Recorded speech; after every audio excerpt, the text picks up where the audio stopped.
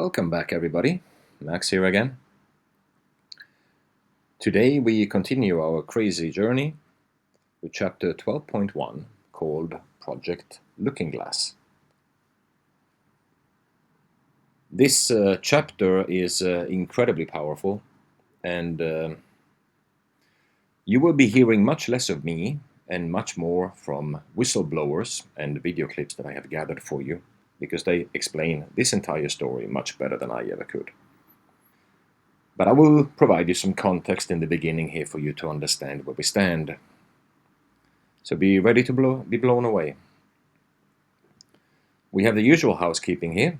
We have to show you the Amazon page where you can find the book with all the links inside for all the downloads, including what you will see today, all in one source.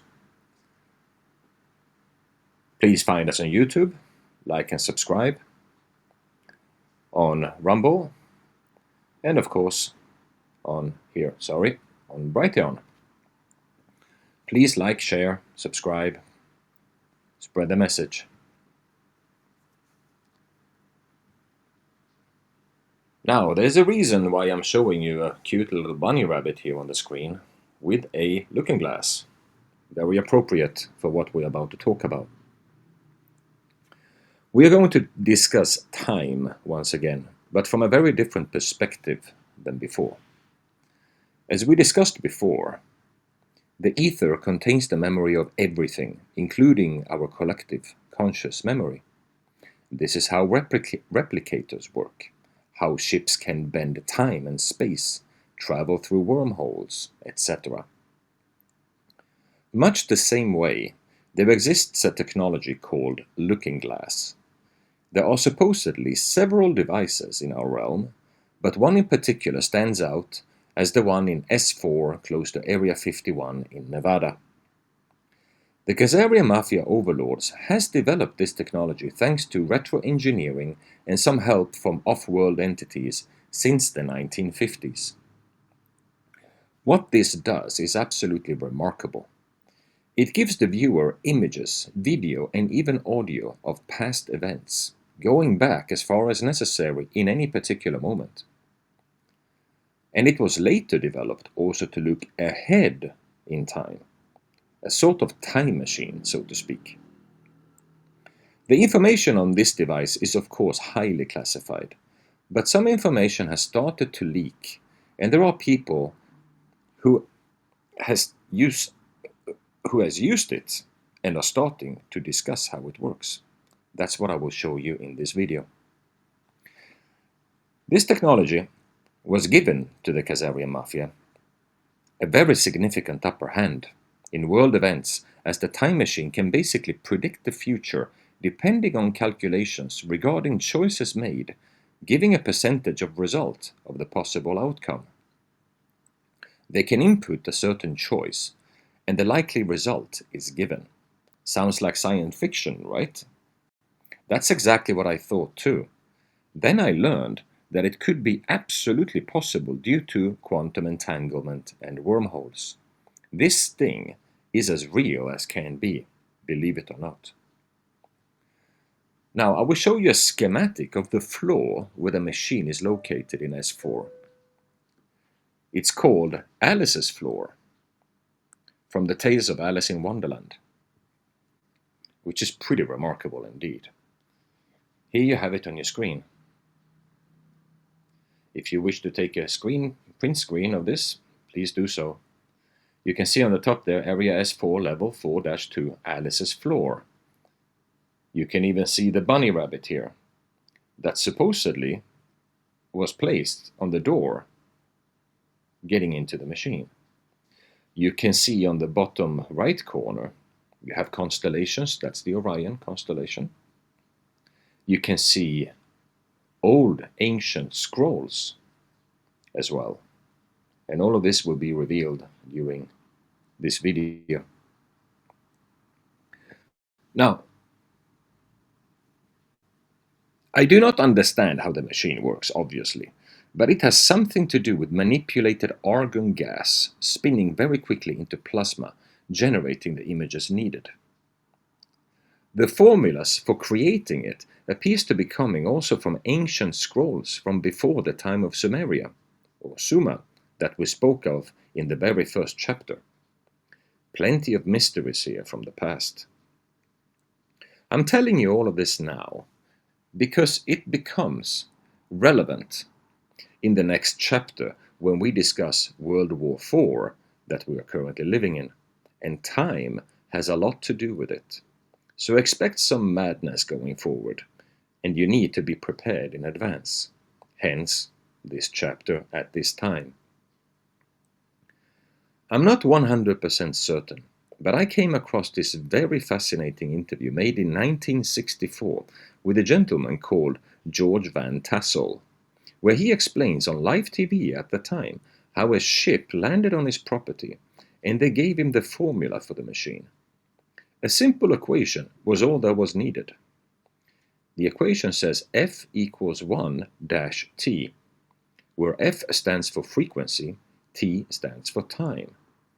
I know nothing about such things, but there it is, in case you want to build your own time machine. Would you be so inclined? He also testifies that his partner was later taken into a program to continue to develop this technology in secret. This would be the beginning of Looking Glass, in my view. I will play you this interview in its entirety because I think it's important for you to understand who these people are and listen to them in their own voices and the statements they make. Much more important than listening to me. This interview is a bit lengthy, it's about 25 minutes long. So again, I think we're in for a long haul in this chapter. I'll play it for you right now.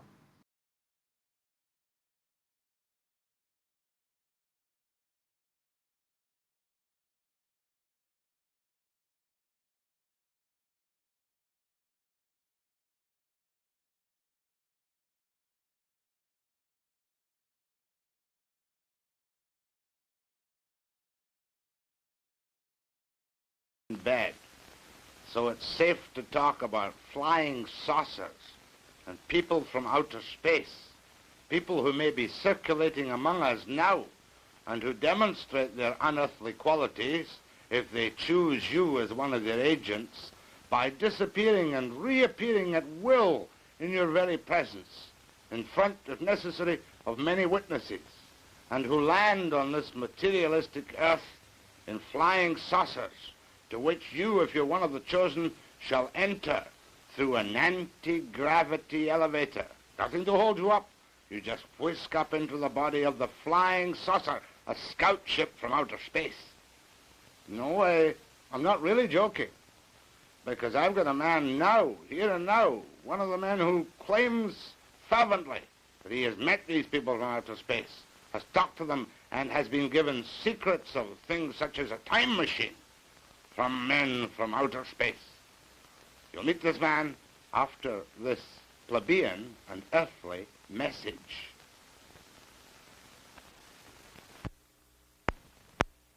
The man you're going to meet in a moment or two, Tassel, from Giant Rock, California, is a most unlikely person to claim to have seen flying saucers and been in touch with people from outer space. George is a very ordinary fellow. He doesn't make any money out of his flying saucer beliefs, but boy, he really believes them. And before I start talking to George, I want to tell you, too, that I do have a couple of doubts in my mind. We all see these newspaper reports from Socorro, New Mexico, that a mysterious craft landed and took off and left blast marks in the sand. Airline pilots from time to time talk delicately about strange aircraft circling their normal aircraft in flight, perhaps even cutting off the power of their engines momentarily. We all love to talk about the mysterious and the unknown and the flying saucers. So now it's to George Van Tassel and this question.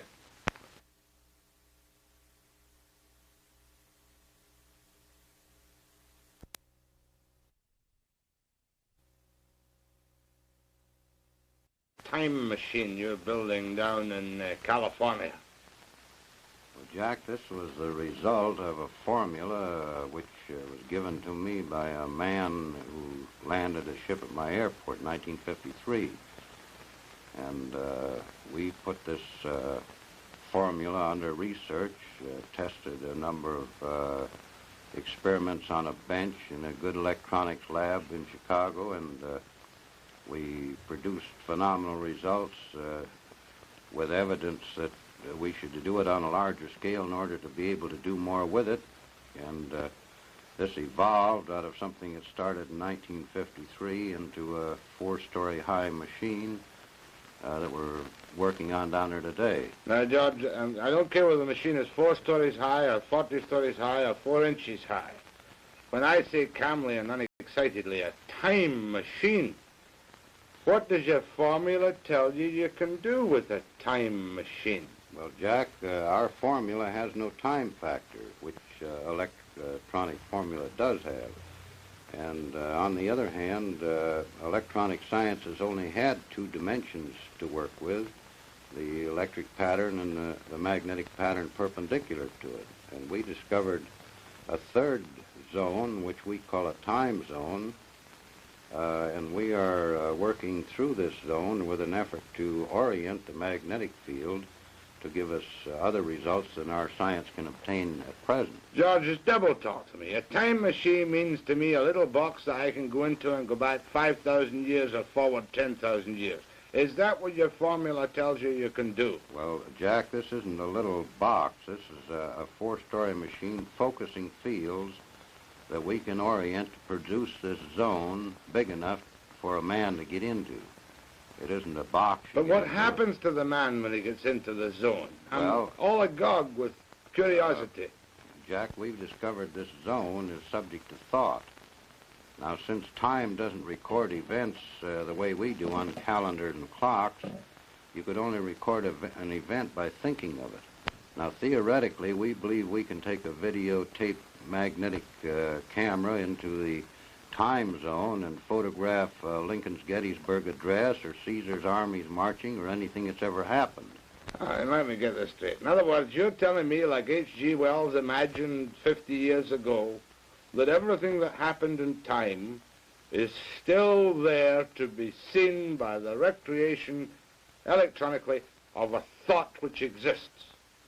Jack, you know how you talk into a tape on a tape recorder and play the interruptions back, identical to the play that you made. The Earth's magnetic field is the same way. You can put interruptions into it and play them back out of it. An associate of ours in creating a magnetic coupler with this principle coupled in the Earth's magnetic field and played back TV shows from stations that aren't even in business anymore. You mean that an experiment has been done to bring out of the air television programs which have been and gone? Been and gone. Now, where was this experiment conducted? It was conducted in Santa Monica by an associate of mine. Why hasn't this hit the headlines throughout the world? That's a time machine in action. If I can... Jack, the reason it hasn't hit the world is because, as I understand it now, the Navy Department took him and the research over because he also discovered he could bounce magnetic echoes off the ionosphere and locate submarines under the ocean, regardless of where they were. So who is this associate of yours? This is a fellow named Charlie Arts. Charlie Arts? Yeah. And is he a free man walking around today? Well, he's free where he is in this super secret research he's conducting. Now, so therefore you tell me soberly in front of this television camera that things, old television programs have been recreated out of nothing. Played back with a picture and the sound just as good as the day they were broadcast. We've done this many times. Why didn't you bring one up with you? Well, this requires quite a piece of apparatus. This magnetic coupler works on around 50,000 volts, and it doesn't have any radio frequency connected with it. And actually, the television set which plays back the picture doesn't even have an antenna connected to it. George, you know as well as I do, and you've been on television 350 times, and I've known you. I met you once 7 years ago, and I kind of like you. But you know what the people out there are saying. They're saying this man's a nut. Well, Jack, you know, when Fulton was running his steamboat up the Hudson River, there were people still standing on the bank saying it couldn't be done. All right, let me take you further back, though. You have a time machine plan. You have done experiments which show you can bring the past to life. Where did this formula come from? I love that Scotch accent. Jack, the formula came from a ship that landed at my airport in 1953 on August the 24th, which had 4 people aboard it that came from another planet. I'm breathless. Well, you're not only breathless, I was breathless. But I'm cynical, too. Well, that's fine. That's the way to be. In fact, I'm a bigger skeptic than you are of many things. I'm an unbeliever. Convince me that this really happened to you. Well, this thing is very similar to a thing that's happened in our biblical records where a Lord presented Moses with a pattern to build a tabernacle. They came out of the sky, they handed him stone tablets, and this phenomena that's taking place today is as old as our history, as our civilization. This isn't anything new that's occurring. It's something that's being continued in another time of crisis when conditions affecting the people of this planet are reaching a point where somebody has to take care of the situation. Now, I don't intend in any way to be disrespectful or blasphemous, but do you feel, and I know you're not an evangelistic type, do you feel that you're some kind of Moses receiving a new word? Well, I don't say that, Jack. I say that what is occurring now has occurred before. There's many records of these ships landing throughout history, clear back into Sanskrit. And there are records in the 1898 Chicago newspapers that covered the front page for 3 days of a big ship setting over Chicago. When you realize we're dealing with a type of man that is almost as far above us in intelligence as we are above the lower animals, there isn't anything phenomenal in this at all. Now, you say casually, because this is your life's work now, ships. Now, you mean flying saucer, don't you? Well, a flying saucer was a name the press put on this thing, and actually what they termed a flying saucer was nothing but a scout ship from the big carriers. But I want to go back to that night in 1953. Tell me, where did this happen for people who haven't heard you talk or seen you yet? It happened on my airport, which I've operated for the last 16 years, at Giant Rock Airport, 17 miles north of Yucca Valley in California, or 40 miles north of Palm Springs. Now, this is a private airport for small aircraft, is it? This is an airport used both by the military and private aircraft. You own this airport, do you? I leased this airport from the United States government. I've operated it for 16 years since I retired from the flight test business in the aviation. Right now. How old are you now, by the way, George? I'm 54, Jack. Got 3 grown daughters married and 11 grandchildren. You don't mind if I ask you the stock question? I know that you've been asked every obnoxious question that can ever have been asked.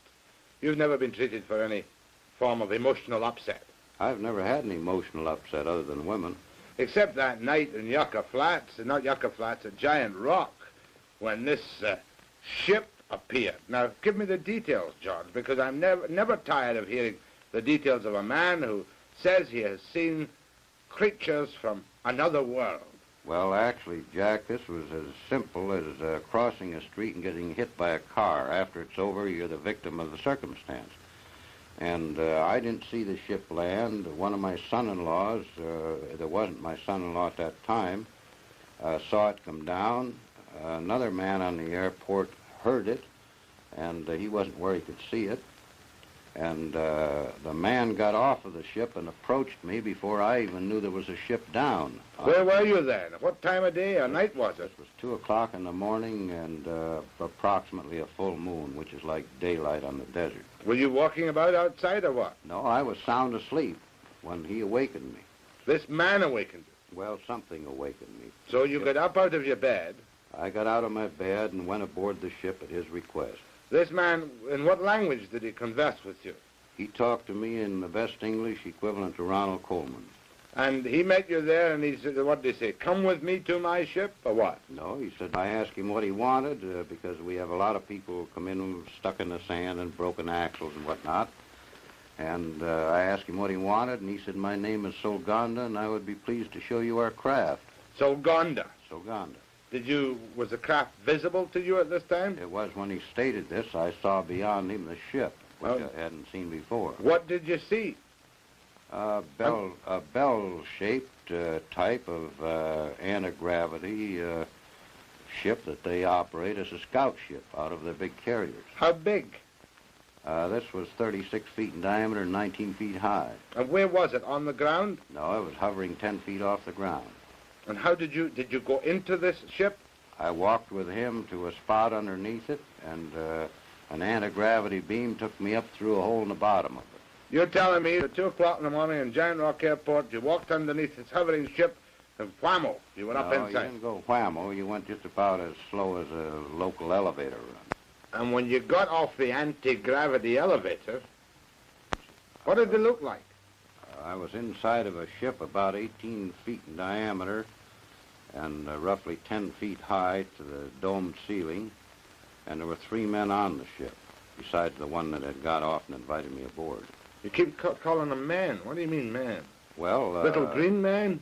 They were about 5'6". They came about to my eyebrows, and they could have walked in our clothes down any of our streets, and we wouldn't have paid any attention to them.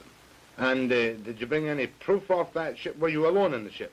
I was alone with the 3 men until the other fellow came up behind me, and then the 4 of them were aboard. Were there any other earthly eyewitnesses to this? Nothing, only outside of the ship. And these people stayed outside? On the airport. And did you go anywhere in this ship? Not to my knowledge. When I got off, it was the same place it was when I got on. What do you mean, not to your knowledge? Had the door closed when you went in or something? I don't know, because it was below the deck.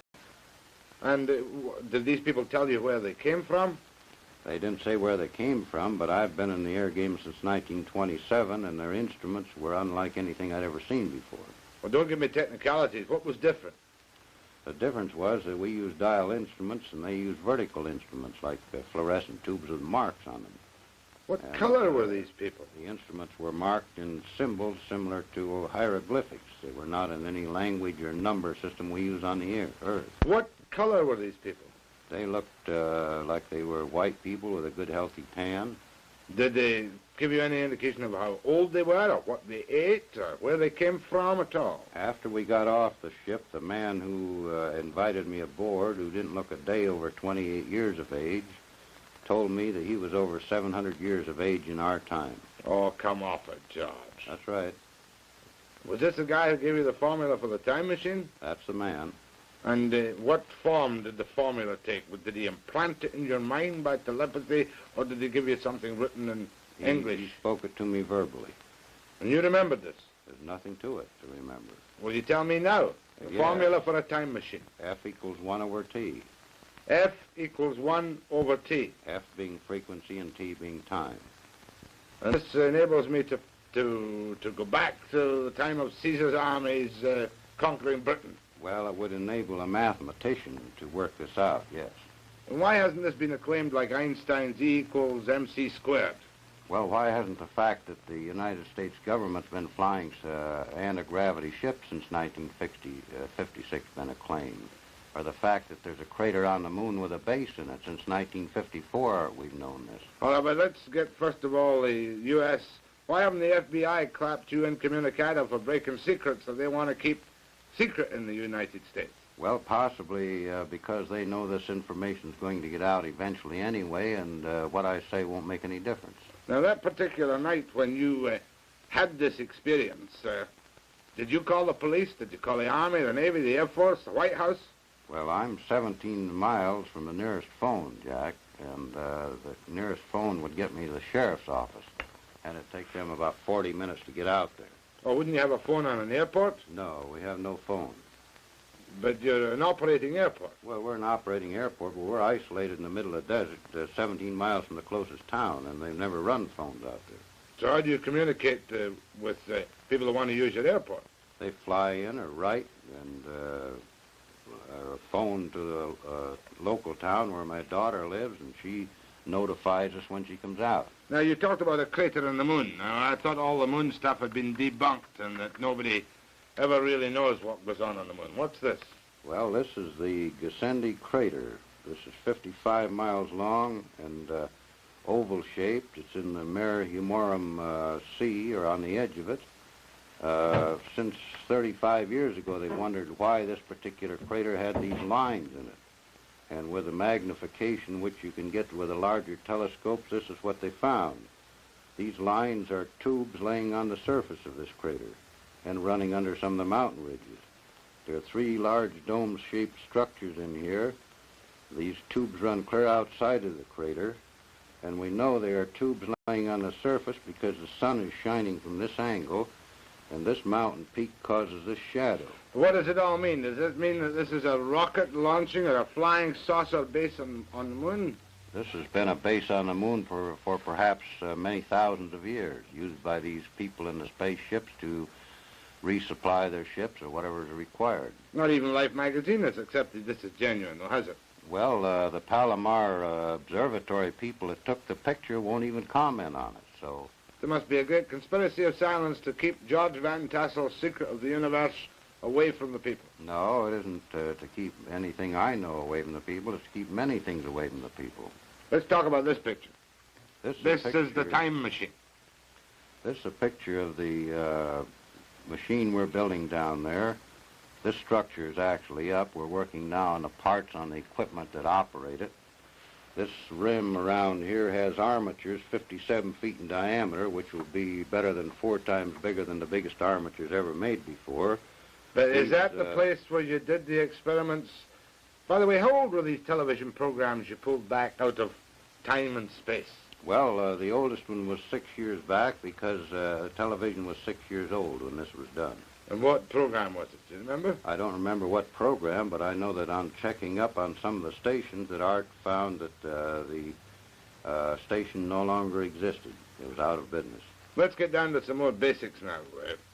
Are you making a lucrative living out of traveling around the world, evangelizing for flying, around the continent, evangelizing for flying saucers? No, Jack, I'm on a vacation to rest my wife because she's been 2 years in a 40-seat restaurant without a rest, more than anything else, and I enjoy these particular things as a sideline. I make my living on the airport, and this research is something that I've got more money into than anybody else and more contribution to it. 5 years of intensive research without any pay. We donated 10 acres of land with a well worth $23,000, and we formed this corporation for the purpose of building up and investigating this basic material. All right, now how long is it going to take you to get your time machine in operation? Well, I mean, it all sounds so crazy. You must admit that I believe there are some odd things, George, but I find it hard to credit because I wasn't there myself, your own experiences. Well, it took them around 8 years to grind the mirror for the 200-inch telescope, and the first cyclotron was something like 11 years in the progress of building. But that cost millions, George. You haven't got millions, billions it cost. No, we don't have the overhead, the drafts from the engineers and people sitting around the payroll. All of our effort on this is voluntary by many people in technical fields that contribute their effort to the project. They all believe in flying saucers. They all believe in flying saucers. You obviously believe totally in flying saucers. Yeah. Because of that one. Does your wife believe in flying saucers? Well, I don't know very many people that don't. It's as obvious as believing in heaven or afterlife or anything else. You have certain things you believe in life. You believe there's air we breathe, yet you don't see it. We fly airplanes on it. And this is an intangible. We can measure it. But why should these people come down, from outer space? Why don't they land in the White House or in Kremlin Square in Moscow and say, hey, listen to us, we can tell you a few things. We're 700 years old. We can travel through space. We're not concerned with time differentials. Well, probably they're not concerned with giving us too much of their information because we'd only use it in our battle to destroy each other here. Did these 4 men tell you that themselves? No, they didn't tell me that, but this is a reasonable assumption on our part that the world's divided in 2 camps, each capable of eliminating the whole civilization. And if we were to go to another planet and observe this condition, we would certainly be a little cautious about who we talk to or what we reveal. Yeah, but you yourself, was that the only experience you had? Mind you, that's 11 years ago in 1953, George. That's right. When you claimed to me you went up in this elevator into the spaceship and met the guy who spoke like Ronald Koeman. Was that your only contact with the... That was the only contact I had with the people from the ship. Did you have you had any other contacts with people? I've had a recent contact last September, 1963. Well, I don't have to ask you. Tell me. Well, in this case, they drove a car into the airport. They didn't come in a ship. They're walking among us on the Earth all the time, and we don't realize it. I'm breathless. They. How many was they? The they in the ship was 4 men. They in the car? The man that came in, there was a man came in by himself in September. Well, you'll be telling me he had Martian license plates on the car. No. They drove a standard American Cadillac. And what did they want with you in 1963, 10 years later? They gave me some more information pertinent to electronic and magnetic research. But how did you know they were from some mysterious place in outer space? You don't know unless they want you to know, and then they'll demonstrate some thing that they can do that we can't do, that's humanly impossible for us to do. What did they demonstrate to you which convinced you, an apparently sober, sensible, balanced person who nevertheless believes in flying saucers, that convinced you they were unearthly people? Well, they demonstrated the ability in front of 19 people sitting in a lounge, for instance, that they could sit there and disappear before your eyes and reappear. In fact, the man did this 3 times. For you and your friends? For 19 witnesses that were sitting in our lounge. Vanished in front of your eyes? Sit right there in a chair like you're there, and then you're not there, and then you're back there. He did this 3 times. Now, I'm going to disappear, but purely for 1 minute for this message. The previous foregoing interview with George Van Tassel of Giant Rock Airport, California, was not, I must stress, presented to you as a scientific examination of George's claims. There are so many holes in George's claims, even to the layman like myself, that one is bound to be, how shall I put it, a trifle cynical. For instance, why didn't George keep one of the men with him to produce a living proof? And then we could have checked medically his heart and lungs and everything else about him to try and substantiate the claim that he is 700 Earth years of age. And why didn't they at least tell George where they came from? Or why didn't they at least present George with some physical, concrete proof so that people wouldn't regard him with suspicion and skepticism as someone who was perhaps just a little bit, you know, overly easily convinced perhaps by some form of hallucination? But he did tell us one thing, how to recognize visitors from outer space. If they ever come to you and you're sitting in a room and they snap their fingers 3 times and disappear,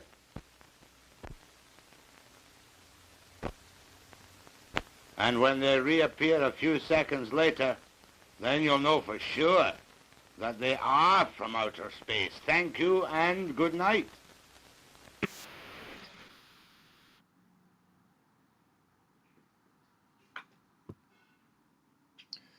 So there we go. George Van Tassel.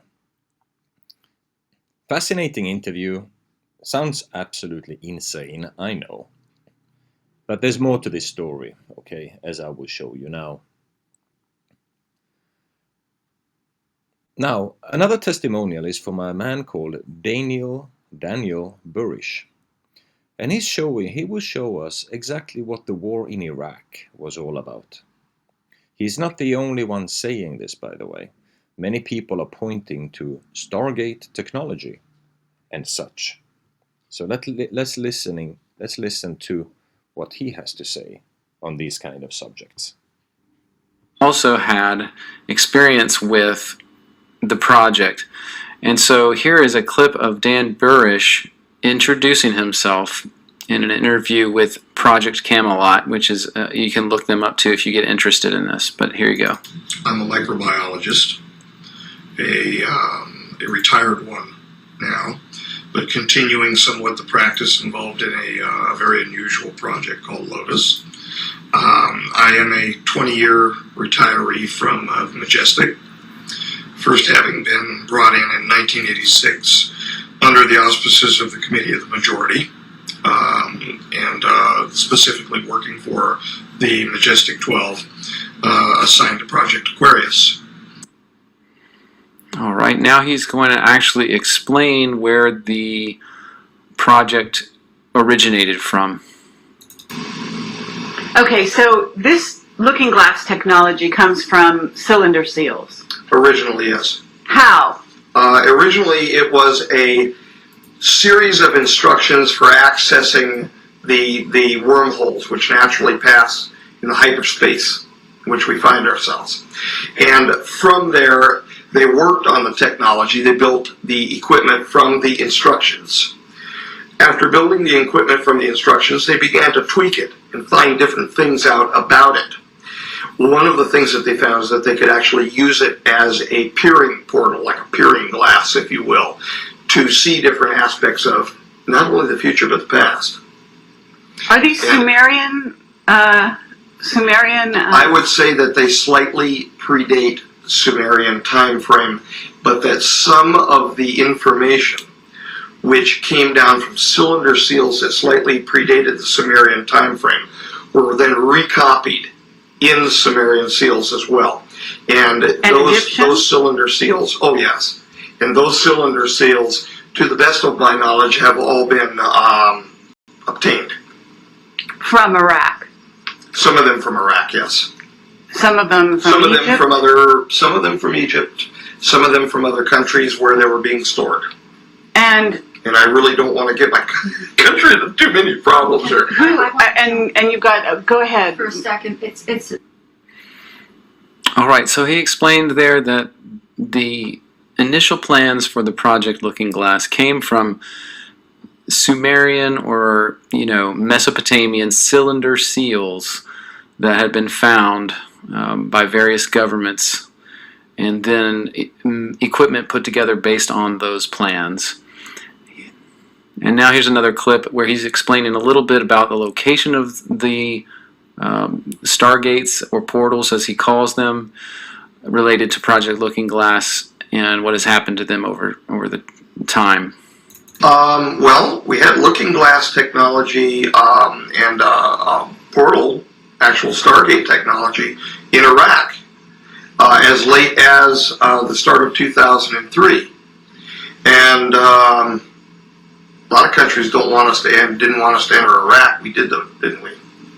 Right. But how is it that, in other words, it sounds like... Omar just handed his two over. We just told him that we were going to make him rich beyond avarice. And he was a little smarter than Saddam, that's all. And so what he did is he handed them over and says, "Oh, please, come into my country." He says, look at my equipment to make sure that I'm not making any weapons of mass destruction. Meanwhile, out the back door goes the two that Saddam actually had transferred over to him. Cylinders. Equipment. Stargate. Activating technology. Yeah, for them to experiment with. They were experimenting. But if the Looking Glass technology is the same thing, is access as a wormhole. The technology accesses a wormhole. Yes. It also accesses stargates. Well, that's essentially the same thing. I've been using the term Stargate technology as meaning a machine that accesses a wormhole by spreading out the energy, the strange matter, or whatever it is, and I'm not a physicist, that spreads it out in a compatible way to either communicate through it or the passage of information. And that includes also... But it occurs naturally. Stargates occur naturally. Indeed, they do. All right, so just a little more information there about the Stargate technology, the Project Looking Glass technology. And I just wanted to mention, I'd forgotten earlier, but these interviews, Dan did a few interviews with Carrie Cassidy of Project Camelot over a few years. I believe this one was about 2006 is when he did this interview and came out with this information. Props to Carrie Cassidy. She's been devoting her life to this type of thing for a long time. So I encourage you to look her up if you want more information. One more clip from Dan Burrish. He's going to talk about some of the things they saw as they started using Project Looking Glass and using it for trying to predict future outcomes. So let's take a look at that. The numbers that we received before the Looking Glass was shut down, dismantled, was that there would be a 19% probability with an 85% confidence that the disaster would occur, that there would be a transition from timeline 1 to timeline 2. But that then means that there is an 81% chance that it won't.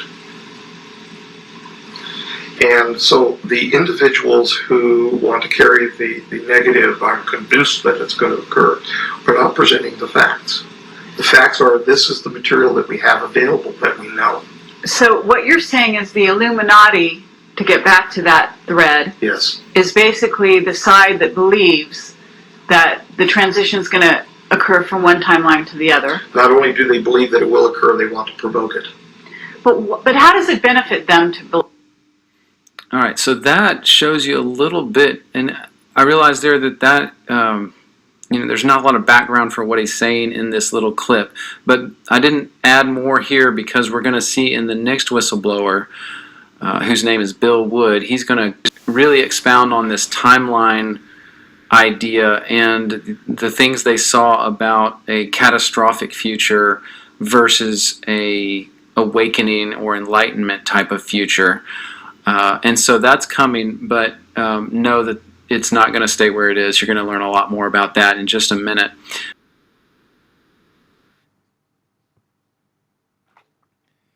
So there you have it from from a different angle. Now we're talking modern times. We're not in the 1960s anymore.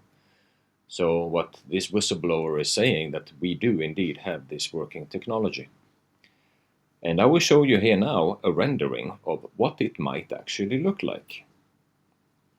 This is also from testimonials. I believe that it's actually from Gurish's own mind that this rendering was created.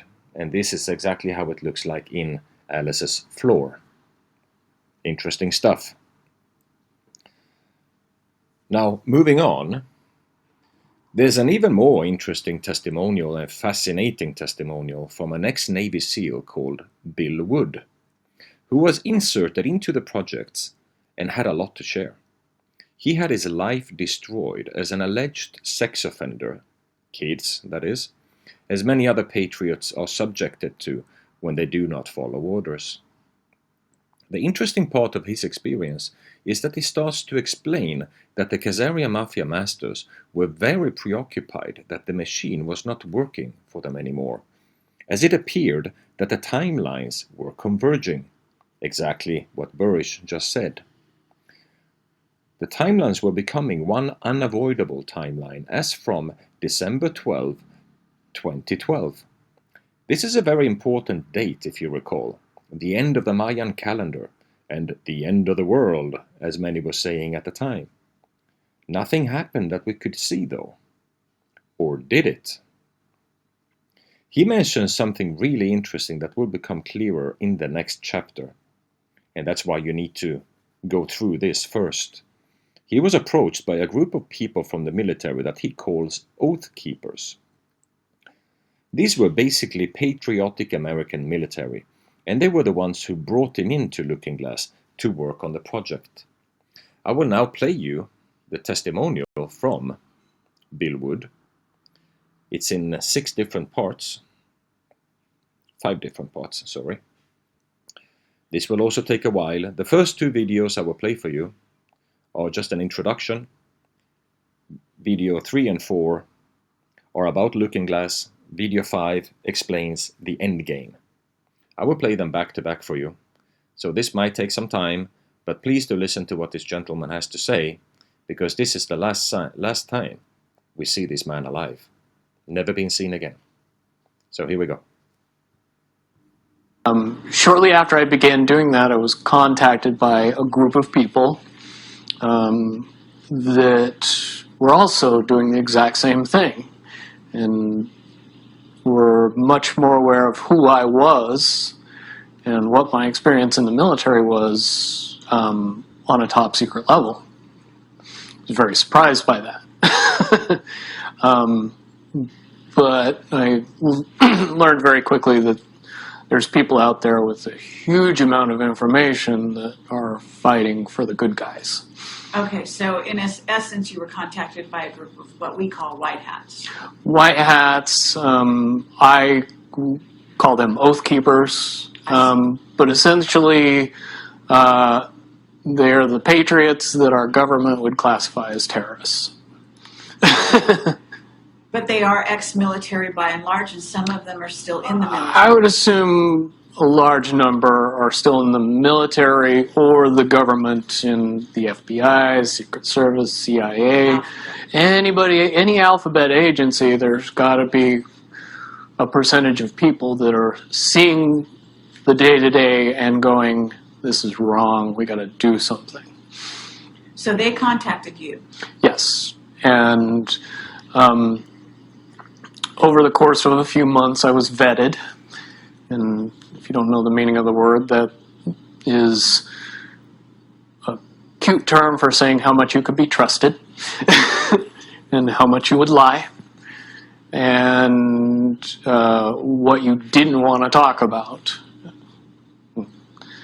When you figure out that the people on the other side of the vetting process already know all that, and they're just trying to figure you out and see if all that's true, if you respond exactly the way that you are portrayed in their minds, it's very encouraging. And, you know, they knew my deepest, darkest secrets, and they knew even more than that. And when I came out with the information I did, I kind of graduated and got a trusted role in a very compartmentalized world. Okay.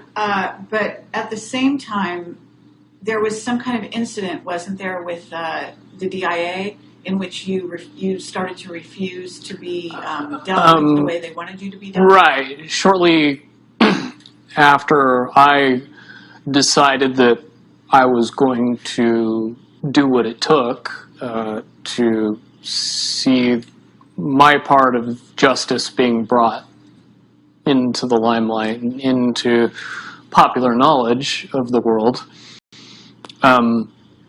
I also told the DIA handlers that visited me shortly after that incident that they could not bother talking to me anymore because I wasn't going to be handled by the government. And I was going to be a problem, and I was going to be a loose end. And I was going to be somebody that they had to worry about. Okay, and then what happened to your livelihood in terms of your business? Over the course of 2 years, my business was destroyed. My clients were all mysteriously notified of my sex offender status. Many of my neighbors were visited by the police and had information brought to light to scare them. Fortunately, didn't know that my next door neighbor was my best friend, and I helped him get the house. So that's how I know this all happened. But basically, it got to the point where I was being followed by the police, Las Vegas Metro Police Department, when I was living in Las Vegas at the time, being pulled over, ticketed, arrested, and more or less harassed, both me and my fiance, on an ongoing basis. It reached a climax in April of last year, when the final straw, where they set up a massive amount of traffic enforcement for no particular reason whatsoever that they can explain, and pulled me over that day on the way to a competition, a bodybuilding competition, that I was going to be going to with my fiance, and it was the only way that they would have any idea of where I would be and when I would be there. And so they used that to their advantage.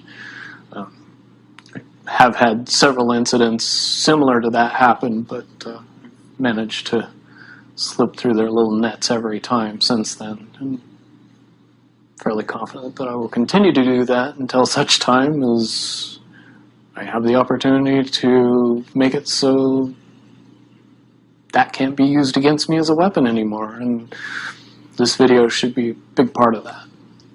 So you're working with this group, and one of the reasons you came to me was actually because of this Defense Authorization Act. Yes. That sent shockwaves through the community that I'm involved in. Basically, that is the final straw of the complete erosion of constitutional rights. It literally has government giving itself permission to violate the rest of the Constitution. And that has a lot of people concerned. And a lot of people would like to see something done about that, and it's my opinion and their opinion that something could be done about that. Because, quite honestly, we are a false flag away from enacting all of that legislation that's just been created. Right. I would agree with you on that. One disaster away from lock up everybody who we say is a terrorist, and nobody will question who's a terrorist. Right. So you and this group are basically, in a sense, coming to Camelot to get a hearing for you specifically in relation to some of the things that have happened to you, right? But at the same time to bring notice to the public that this Defense Authorization Act is going to be a huge, well, it is a violation of every constitutional right out there, but that it pushes the envelope to such a degree that it must be dealt with. And you're suggesting certain strides be taken, right? Yes. It's a very simple process if you understand how the problem-solution effect works. In order to create the problem, you can't have everybody know about it. You can't have everybody talking about it. You can't have everybody saying, well, yeah, now we're just waiting for the next false flag. If that information is too widely known and too widely held, the next false flag would blow up in their face and cause a shift in public consciousness to say, no, this is just our government messing with us, as opposed to panicking us into a blind fear. Right. So we'll then allow them to go to war in a full-fledged war, right, instead of this this sort of sporadic war that they're conducting, right? Correct. And the popular belief is there's a very, very easy way to prevent that from happening, and to get that information out to the public, it has been surmised that if we bring that to the level that it's at, if we address the issue directly via our constitutional rights and begin to notify the public in general that this is a problem and that it needs to be dealt with, and the way that's been proposed to me and to a lot of people is to create a petition that calls for the impeachment of every political person in Congress and the presidency that enacted this legislation as treasonous. Because it is treason to attempt to alter the Constitution through an unconstitutional means. If you create a law that circumvents the Constitution, you commit treason. Fair enough. We haven't actually talked about your special training. No. And why it is that you do have some parallels with Duncan O'Finian. And so having talked about the sort of Defense Authorization Act, at least on a very surface way, and explained that is your motivation, can we actually go down that road to where we talk about where you've been and some of the information you have? Because I don't know if it's your clearance level that gave you that, the additional information about black projects and about certain aspects of, well, to name Area 51 specifically, Mm-hmm. possibly other places that you haven't told me about yet. Do you want to go, start down that road slightly? Sure. The level of secrecy and secret facilities and the capabilities of our nationally kept secrets would shatter most people's imagination of what is possible. Area 51, Los Alamos, Dulce, 100 other top secret bases where information is kept or hidden from the public in general, it would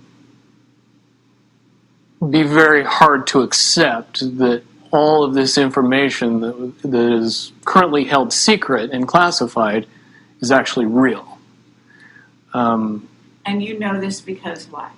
Because I've experienced things in the military that I've then told people about, and by and large, people that have never held a top secret clearance would call me either, at the mildest, a liar, the greatest accusation, crazy. Certainly my experience at Area 51 and PSI training and what I learned there and the abilities that evolved from that training session that we all seem to pick up on rather easily were most easily described to the layman as Jedi skills.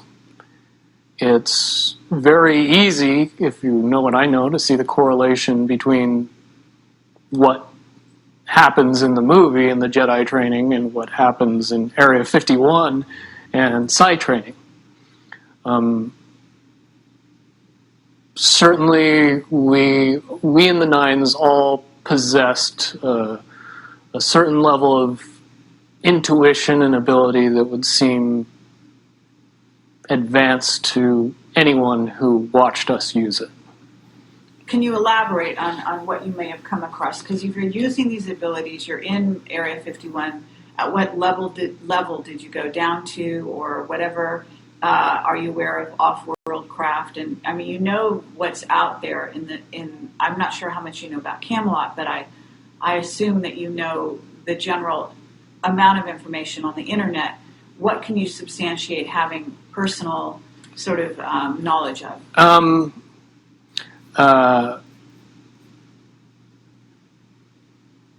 Extra beyond human abilities for every human, not subject to popular belief, but we as human beings are far more capable of using many, many advanced skills beyond five senses. With a little bit of training and the knowledge that it was actually possible, most people could accurately predict the possibilities of the future, to know when other people were thinking about them, pick up on what is easy to describe as reading people, where you don't really need to use your five senses to be able to know what somebody else is thinking or feeling. A lot of that has to do simply with the belief that and the understanding that it's possible. That opens up a lot of doors. Finian talks about having been enhanced physically. Do you feel that you were enhanced physically? No. When I hear Duncan's story, the things that he experienced are very similar to what I experienced, based on the fact that you were never told that the actual belief in what you were doing was giving you the ability. You were giving something, a caveat, a carrot, an enhancement. They could jam a small piece of metal in your arm, and that's enough to get you believing that you have these abilities, and they turn on. But one really doesn't have anything to do with the other, per se. I have had a device implanted in me, and I later was of the understanding that that device did not do what I was told it was doing. It was not to provide enhancement, it was to provide monitoring. Mm-hmm. And but you're basically saying that it's the mental abilities that you, it's like placebo in a sense, as long as you believe it. It's the placebo effect, yes. Gives you that ability to do superhuman type things. Right. And that's very important because if you teach people these things, you want to be able to turn those things off if you want to. You want to take those abilities away from people if you don't want them to have them anymore. So if you tell them the true nature of the abilities, then you can't take belief away anymore. You have to pull the piece of metal out of the arm that says you don't have the enhancement anymore. Well, it's the Tin Man. Yes. And, being told that he doesn't have a heart, he needs to have a heart installed, when in fact he had a heart all along. Exactly. Or maybe that's the lion. I forget who. But several. Lion was courage. Yeah. Yeah, several of the beings in that story. So okay, well that's very valuable. So you basically were given that kind of thing, and I would say that. And let me interject. The 6 months where I was undergoing all the psychological treatment, I did go through a period of time where I believed all of my abilities to be gone or taken away. In 2008, with some help, I was able to transcend the barrier that kept me from using those talents. And now I've been able to refine and enhance those abilities far beyond the levels that I had in the military, which comes in handy when cops chase your cell phone GPS. Okay, absolutely. All right, so, but to get back to Area 51, and I understand that at this point you would be violating a security oath to talk about it, right? Let me put it in terms that it's easier for me to say and not have to go into the details of how I know, but just that I know. I'll present it to everybody very simply. What could be so important at Area 51 that would require the level of secrecy that is in existence around that facility?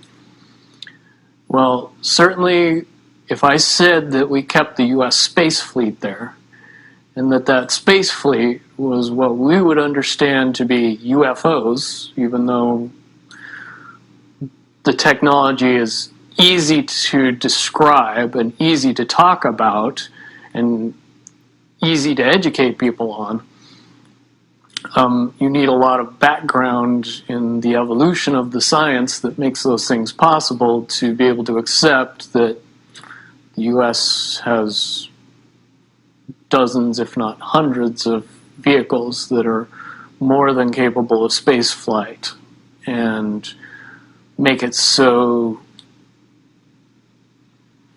we would have a fleet of vehicles that would be seemingly extraterrestrial. And the reason that has to be kept that way is because if you know that those vehicles exist, you start to question the technology that they're based on.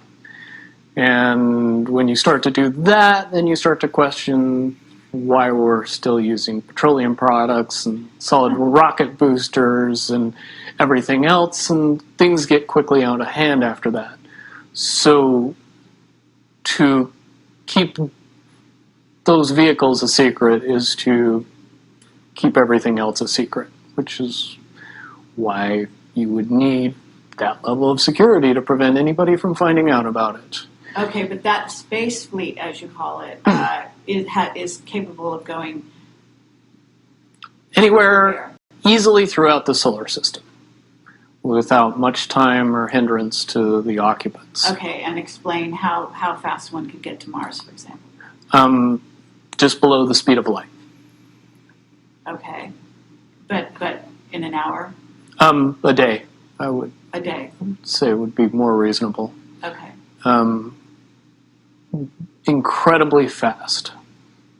Okay, have you seen these vehicles yourself? I've seen one type of one vehicle. Okay. And compared to when I saw it, which was more than 10 years ago, and what should exist now, I would say that it was a tinker toy bucket of parts compared to what we should have in existence now, based on the evolution of the technology that I know.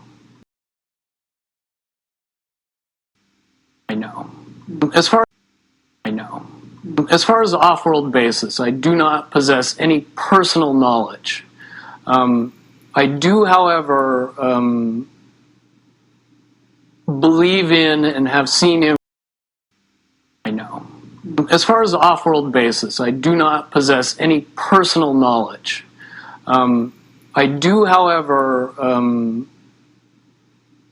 believe in and have seen information that would suggest that anybody with a decent telescope could take a look at both the surface of the moon and the surface of Mars and see some things that look very terrestrial. Sure. And things that didn't exist 20, 30 years ago. One of the caveats that I do have some personal information that I did get personally involved in was some information that had to do with the Stargates and Looking Glass, and more specifically the 2012 problem with those projects. I guess, popular opinion of what's out there right now is that the project was shut down because there was a problem when we approached 2012. I've heard it described a number of ways, but to my knowledge, the problem is that the timelines converge on that point in time. And when you know enough about the Stargate projects and the Looking Glass project to know that how string theory works and how the possibility of possibilities works and how making one choice over here doesn't necessarily mean that the other choice couldn't exist at the same time.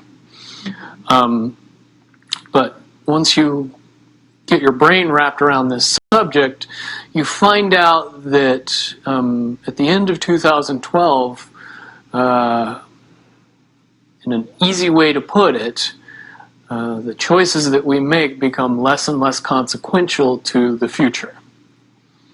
And eventually we're pushed into this bottleneck of time, no matter which choice we make. And that's important to the people that had access to Looking Glass because they would use Looking Glass knowing the choices that they would make and the future would pop up. The big mistake was coming up with the possibility of future. And when we started using a computer to say, well, if we make this choice, it's 79% possible that this scenario happens, and 23% are possible, or whatever, I'm using round numbers, that this scenario would happen. The understanding at the time was that was realistic. However, if you go down the road further and free will continues to exercise itself on this game, that 79% possibility sometimes changes very, very fast. But if you look at the situation in a point of time, it seems very realistic that that's the greatest possibility. What happened was people, very smart people, began to figure out that something big was coming up. Something that made it so all the possibilities of all the future scenarios of any choice, any possibility that was fed in and observed through the looking glass inherently ended up in the same future. And no decision, no possibility changed past a certain point.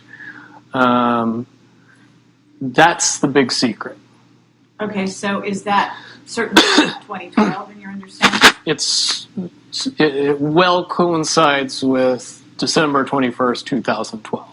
So at that point, all possibilities lead to the same timelines. Rubicon. All possible timelines lead to the same basic set of history in the future. And what is that history to you? Did you know that, or did you find that out? That is the big question. That is the big secret. That is what sends everybody that has all of the information, that knows everything, into a blind panic. The people that know everything about Looking Glass, that have gotten all the reports and all the information, the elites of the world, probably figured out that that was the end of the game. And nothing could be manipulated beyond that point.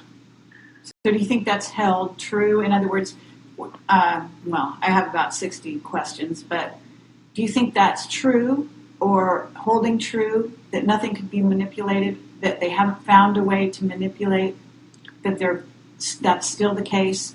I mean, this is knowledge that you would have gained back when? Back when I was in the military, it would have been before 97 when I got in trouble. And it was things that one of my particular areas that I was amazingly intuitive about is problem solving / mission planning, or more specifically, taking a bad mission and fixing it, getting everybody through and out of it. Troubleshooting an optimum future. Exactly. Certainly knowing how string theory and possible futures works makes it so you can work your mind very quickly to see the reality of what's happening and decide what decisions need to be made to change it for a particular outcome. Okay, but at a certain point you said that even the powers that be, so to speak, realized that having even abilities such as yourself, you're talking about, which they, in theory, had even using a computer or a looking glass. Right, they had to use a computer to do it. Right, so in essence, but at a certain point, it's still an end game. It's still, they cannot go beyond a certain point. At a certain point, after they're done hearing the computer tell them, this is what's going to happen, over and over and over and over again, all they become focused on is, how do we fix it? Why? What is this that's going to happen? The inevitable contraction of the timelines. But what does that mean for this reality? Do you know that? I don't know that. What I do know is that I was called in and asked to solve this problem, this timeline contraction problem. And I eventually did my due diligence and did all the investigating, and basically only had one piece of information, and that was reinforcement. The computer's right. The timelines will contract down to some inevitable thing that you guys won't tell me about, so I can't help you. But what you're basically, you came back with was, it is inevitable. There is an inevitable event. It's been forecast, it's been predicted, it's been fed to us in a slop trough of what they want us to believe will happen. But they don't. However, they don't actually have control over what happens. They only have control over the reaction, and it seems that no matter what they try to do to cause their desired reaction, it's going to have an opposite effect. Interesting. Now, it's much, much easier for me to explain today what that process is as opposed to back then. But if I had to give it a name, I would say it's the awakening process. It's an evolution of consciousness that cannot, will not, and no matter what decisions or possibilities are injected into the equation, eventually it all resolves down to us all learning the truth and becoming aware of this massive dam of lies that has been built that keep us from knowing massive volume of information that we should otherwise possess. Okay, well that's very, very monumental to be told that from a person in your perspective, who's had your background and your exposure. Is it your understanding that the notion that Looking Glass has been, that there are various looking glasses around the globe supposedly, that according to Dan Burish were shut down? Is it your understanding they're actually not shut down? I believe that they're shut down because they are all saying the same thing, and they're completely useless at this point. Right. It's like the Wicked Witch, looking into the magic mirror and always getting the same answer. Well, if you were always getting the exact opposite of the answer that you wanted, you'd stop talking to the mirror. And that's essentially what happened with Looking Glass, is not only did they not want people to use it anymore because they knew it was just going to burp out the same thing, but at the same time they didn't want anybody else to know what it was saying, I'm sure. Because they would lose control. Because that information was of a monumental concern when I was in the military about how to prevent this inevitability. Now, at first I thought it was end of the world. Now I see end of the world as end of their world. Well said. Okay. But are you aware, do you know the difference between Looking Glass and the yellow cube? Yes. Okay. And are you aware of what happened to the yellow cube and how it was used and so on? I believe that the yellow cube still exists. I can't say for certain if it's on this planet, but I would say that it's definitely protected from use at this point. Okay, well that coincides with the testimony we got. Can you also verify that leaders of... But let me say one thing about the yellow book, and its differences with Looking Glass. The yellow cube or the yellow book would give you your possible future. Yes. So it took basically the choices that you would inherently make along a timeline and tell you what that timeline would be, given that you made all the choices that your brain would make. Well, this is exactly what I was just going to ask you. What we were told is that leaders of governments and so on, people in high places, politically, would use this to try to see their most optimum future and then follow those. So they were using it to enhance their wealth, et cetera, Yeah. in a very egotistical way. And that was part of the problem with it.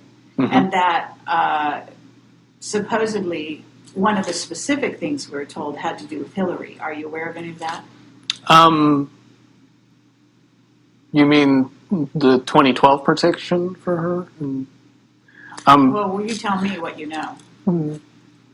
I don't have any first-hand knowledge of this. This is all back alley information. But one of the last predictions that was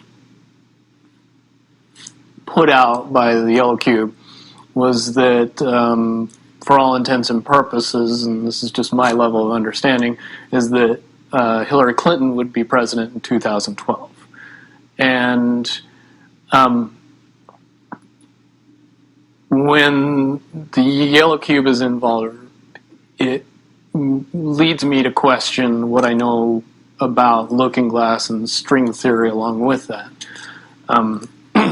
The first question that anybody that knew anything about the process would know is who was using the cube Right. when it made that prediction. If I knew that, then I could tell you why it would predict what it predicted.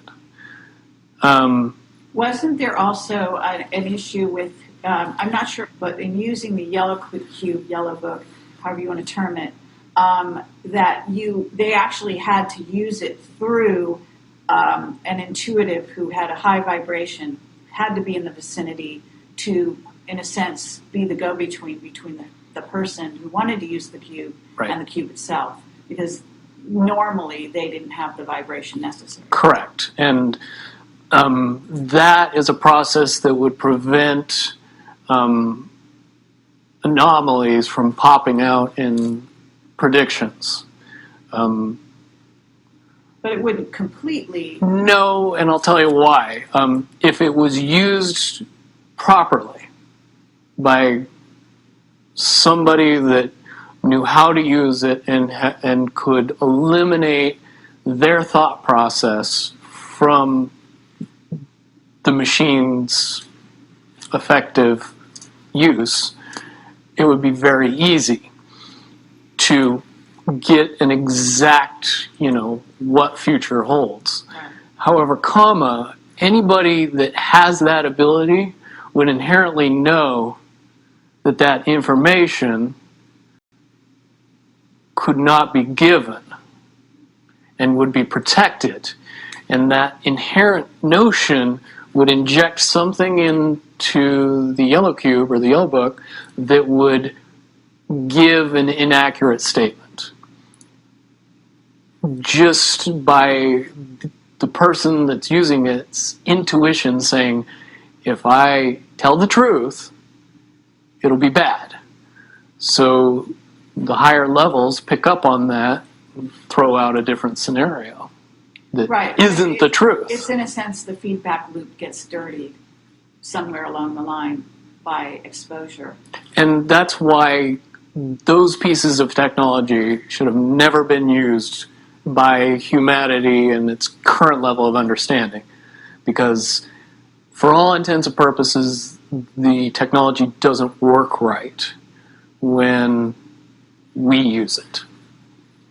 Right, I totally get that. Okay, so to get back to Looking Glass and possible futures that they do converge, and the notion of, is there anything else that you can tell us, that you would want to tell us about that and the rest of the laundry list of sort of information that you had directly to either for yourself or through someone that you had vetted? The biggest cherry on top of all this conversation would be a synopsis to say that if I could convince everybody out there that for all intents and purposes, what we believe to be true eventually becomes true. If somebody convinces us that a major disaster is going to happen in the very near future, a major disaster happens in the very near future. If we don't buy into that fear and accept that there's really nothing that we know is going to happen, and accept of whatever happens, that makes the convergence of the timelines happen as naturally as possible. Any attempts to try to go away from this one inevitable conclusion, I again see as a new beginning, an end of this reality, the beginning of something that we can't even possibly understand based on the level of our beliefs currently. But when all that information comes flooding out, there's going to be no denying what's true and what's a lie or what's illusion. We won't have the choice to believe that 9/11 happened because of a bunch of terrorists, because we'll know exactly what's happened. Basically, what we're experiencing right now is two master chess players sitting at the board. And one of them looks down at the board and sees that he's in checkmate in 7 moves. And he looks across at his opponent, and he knows that his opponent sees it too. So there's no getting out of it. So at this point, the loser can only prolong the game. The game, both players know the game is over. It's only a matter of time before he does this, and then you're forced to do this, and then he's forced to do this, and eventually checkmate. We, as a race, if we could understand that the game is over, that based on the rules of the game, the bad guys have already lost, the good guys have already won. Yes, there's moves left on the table, but those moves are being forced by the player that is going to win. The only way that checkmate can't happen is if the player that's winning makes a mistake. But from all of the information that I've gathered, all of the information that's been given, all of the information that's been vetted to me, it seems pretty obvious that the good guy player on the side of the chessboard knows exactly what has to be done to win the game. And so at this point, any mistake would be all but impossible. But again, you really have to understand the game to know that the guy that's losing is lost. And I'm sure most people sitting watching a chess match between two advanced chess players know the game's over long after the two players know it's over. Because they can't see the board and see that there's only 7 moves left.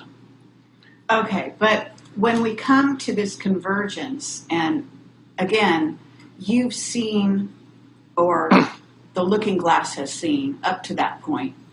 Now, let me say why I believe that it comes down to one inevitability is because I was entrusted in getting it down to 2 possibilities. And I've heard both of those possibilities talked about in massive proportions, the good and the bad. Okay, do you want to talk, so can you, in one sentence, say what the good was and the bad was, or are you able to do that? To most easily put it to people, I suppose. one scenario is what most people would understand to be ascension, or an evolution of consciousness, that brings us out of the cocoon and turns us into a butterfly. Timeline 2 is some kind of major global catastrophe that drives most of us underground and leaves a few of us on top to fend for ourselves. Very well put. Okay. So I would imagine, and you can... But I would also like to point it out that they call Timeline 2 Timeline 2. It seemed very odd to me that even back then it was identified as not 1. And that Okay. one didn't get talked about. Okay, 1 is the one that involves what in essence would be ascension or moving into, from the cocoon to the butterfly. Okay. But I believe, based on what you're telling me, that they would have used a lot of people like you that had a proclivity for being able to see the future, to be what is a, sort of an advanced psychic remote viewer, whatever you want to call that, and looking glass to posit these potential futures, to go up to that point and to view it, and that you're just one of many. Wouldn't you agree? I would agree. And back in 1991, when I began my little adventure in the military, I would say that it was pretty obvious that there wasn't very many of us. However, you go 20 years into the future and you find out that it's coming to the point where there's a lot of people that have that ability, that are inherently realizing that ability, and are able, through some unknown extraordinary means, to develop that ability inside themselves without any outside help or assistance. And it's quite obvious that as far as advanced intellectual abilities, as far as simple intelligence levels, and cognitive skills of the human race has increased exponentially in the past 20 years. And people that were 10 years old in 1991 are now 30 years old and fully awake and conscious of this burning inside that says, I am a lot more than what I see in the mirror. Absolutely. Okay. I do have a question in regard to what the military-industrial complex has been working on. Because with the knowledge that you say they have, assuming that they have this level of knowledge that you're talking about, right? In other words, of the timelines converging and the fact that there was going to be something. And I don't know if you saw the movie or the TV show Fast Forward. I mean, but there's been so many possible, scenarios in that regard. But one of the things that goes on is they are very busy building underground bases, supposedly underground cities. And so they seem to be hedging their bets for the negative timeline and putting their emphasis there. And would you say that that is because why would somebody want something negative to come true? Well, of course, the Illuminati have a program that they're working on in that regard. But basically, the sort of well-meaning military that just goes after contingencies, and is just working towards a future that they want to prevent or deal with when it comes. Can you explain why they have been hedging their bets to such a degree on the negative? It's very simple. They're insane. And beyond insane, they have literally deluded themselves into believing that they can somehow manage to get away with what they're trying to get away with. there is a distinct lack of reality in that thinking. Okay, what about the notion that CERN, for example, is engaged in trying to beat that game, as you call it? I would say, look at the problems CERN has had. The crazy little things that have kept that project from moving forward.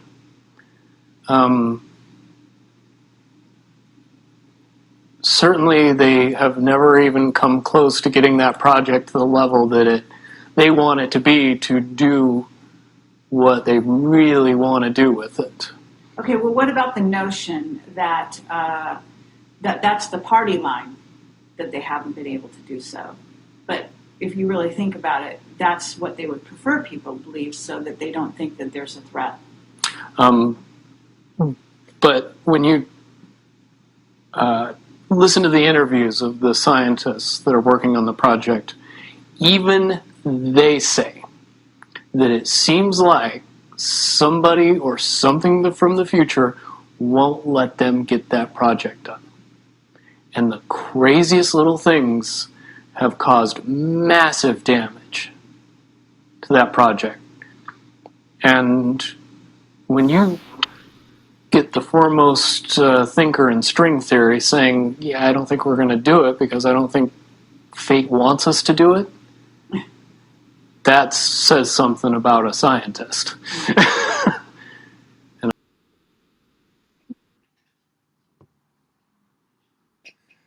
So, that was a long one. I understand that. But the information contained in this interview is also extremely positive for humanity, for me and you. And as crazy as all of this sounds, this interview was maybe done, 15, 20 years ago? We're now in 2025. So maybe now you start to understand why this whole issue is so important for the future of humanity. This timeline shift has indeed occurred already. And if you have eyes to see and ears to hear, you can see it all around you. The war has already started. Do you see it? Can you feel it? What are you seeing around you? Think rationally. What he says here is absolutely right. We are reaching the inevitable conclusion. There's only one timeline ahead of us, and it can't be changed. And that timeline leads to human ascension and evolution. This is the end game. Now, the powers that ought not be are doing everything they can to maintain control, and they are losing badly. They are fighting against powers that are bigger than them, and they know that very well, and they know they cannot win anymore.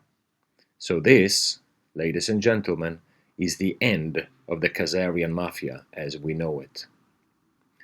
We're going to listen to another little video clip of Burish, how he described the shift that has occurred. Very interesting indeed. Let's go.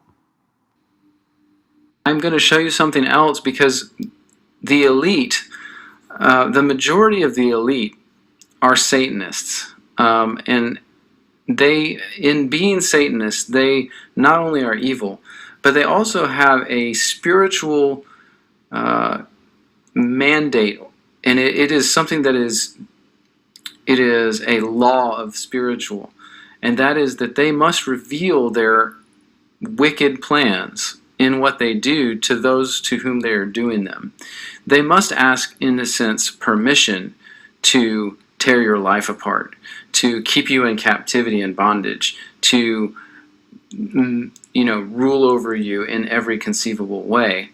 So I'm going to play one clip more of Dan Burish talking about that a majority of the people that are involved with these projects are Illuminati and Freemasons and Satanists.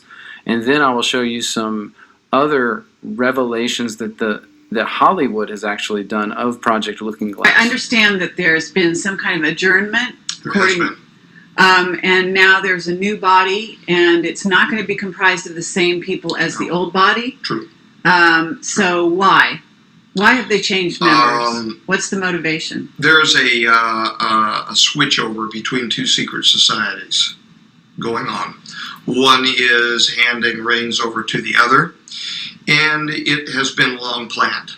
However, it's not been long known by me, but it's been long planned, probably decades. I'm certain it has to have been for decades. So Majestic is ruled by a secret society, is what you're saying?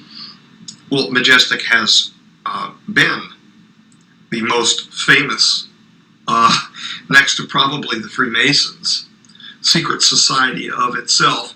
And there are many of the Freemasons who inhabit the Majestic as a consequence of their relationships. The two things are happening at the same time. And so their philosophies then, the philosophies of these associated secret societies like the Scottish Rite and the York Rite, are then imparted into the secret society known as the Majestic. So what's the quarrel between... Because you bring who you are to wherever you are. Sure. But what's the quarrel between, say, the Majestic Society or group and the Illuminati? That is a real good, and it's the best question to be asked. Even more importantly than the differences between the J-Rods, because this impacts us, I think, now. Many members of the upper echelon, and I don't mean the hard-working people who work on construction sites, for God's sakes, but many people who are in the upper echelon of the Masonic movement, both York and Scottish Rite, have accepted a philosophy which is Luciferian in context and history. Many of the people who are not directly then involved with the Majestic, who are also associated with that Luciferian philosophy, have rubbed up against each other for decades, probably even longer. So somewhere along the line in history, there was a schism between those individuals who have accepted a Luciferian history, Luciferian philosophy, mixed with other secret society people who have not, that ended up in the Majestic, and people who have accepted a Luciferian, almost like a different denomination, if you will, accepted a Luciferian philosophy, who are not associated with the Majestic. In other words, we've got dirty coins on both sides. Okay. And when you say a Luciferian philosophy... meaning a materialistic, and for lack of a better term, when it comes to the actual European Illuminati, satanic philosophy, where they've given their lives, their families, their sacred honor to this satanic thought of creating a world order under the person that they consider the true God, which would be a Luciferian figure. Now, these people have also, separating them from the dirty coins in the Majestic side, these people have also been accepting of the influence of the P45 rogues, who want to justify their own history by our demise of moving from timeline 1 over to timeline 2, a catastrophe. And so the differences between the Majestic group, some of which there have been these Luciferians mixed in, and the true Illuminati group, and they're not even really true Illuminati. I mean, that's a word that comes back meaning enlightened ones, and these people are not enlightened. They're simply under the influence of a false light.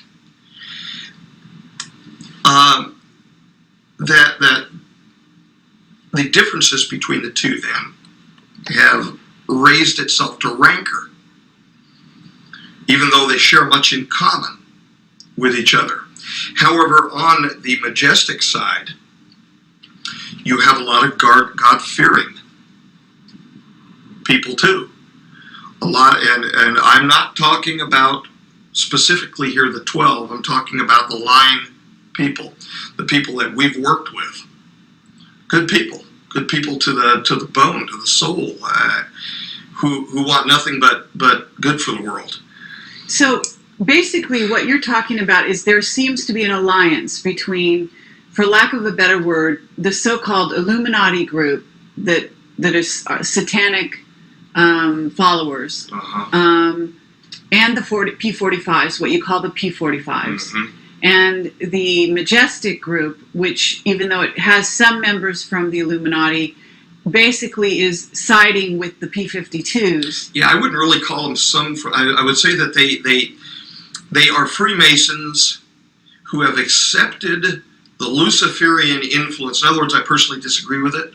The Luciferian influence, but are still acting as good people. For the benefit of humanity. For the benefit of humanity, exactly. And then there are some that I have interacted with who are involved with the so-called true Illuminati in Europe that are God-fearing people too. There's dirty coins and there's polished coins on both sides. All right, I just wanted to share that clip with you guys so that you see kind of the weird and complex situation there is within the upper echelons of the secret military and the elites and the Illuminati Freemasons.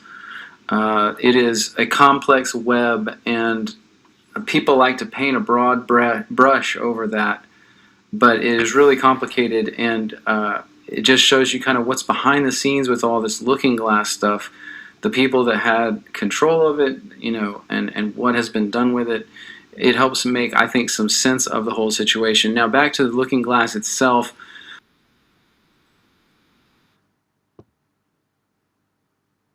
So, there we have it. It's an interesting story indeed, is it not? Alliances has been made, and the plan has been in place for a very, very long time. Now I will show you a picture from an organization called Q, the letter Q. I have followed this organization since its inception in October 2017. This will be explained much, much further in the next chapter, but I wanted to show one of Q's most astonishing posts right here because it's very relevant for what's to come. Now, Q is a military operation. It's a psychological operation. Much more will be described, but they used to post on anonymous boards, blog boards, one in particular called 8kun, as you can see on the screen. Here it says, Project Looking Glass, ? Going forward in order to look back, Q. This is what we are going to get into in the next chapter that describes World War IV, which is the war we are currently in. And the reason I had to do this episode here about Looking Glass is because we are in a time war. We are indeed. And if you don't understand what Looking Glass is and how that works, you will not understand anything in the next chapter. Because everything strings together to this moment in time of the Great Awakening and the ascension of humanity. It's a wonderful story, guys. So please stick with me to the next chapter that is called 13.1, World War IV, an Introduction. We still have a long way to go because chapter 13 is the longest one of all. So there will be many, many more episodes to come. And I hope you stick with me to the end because it's a good story that you will tell your grandchildren one day that you were in this. You were in this war, and so was I. So there we go. That's all for me today, guys. Thank you very much for listening. Max out, and peace to you all.